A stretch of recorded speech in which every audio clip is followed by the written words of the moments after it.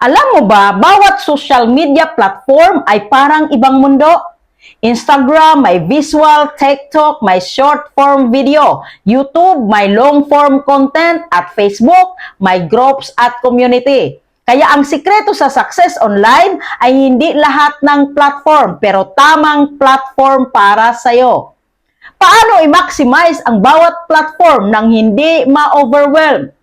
Simple lang. 1. Pick your playground. Piliin ang 1 to 2 platforms na pinaka-fit sa content mo at audience mo. Mas maganda yung focus kaysa puro stress sa lahat ng platforms.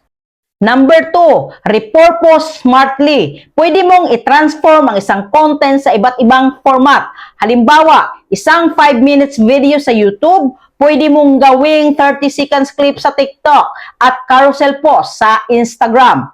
Number 3, set your rhythm. Magkaroon ng schedule na kaya mong panindigan. Hindi kailangan maraming upload, basta consistent.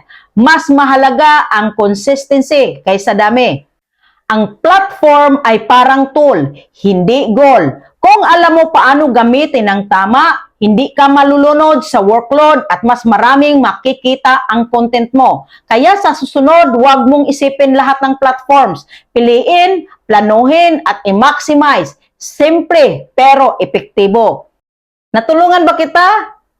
See you in the comment section, Kamagnet.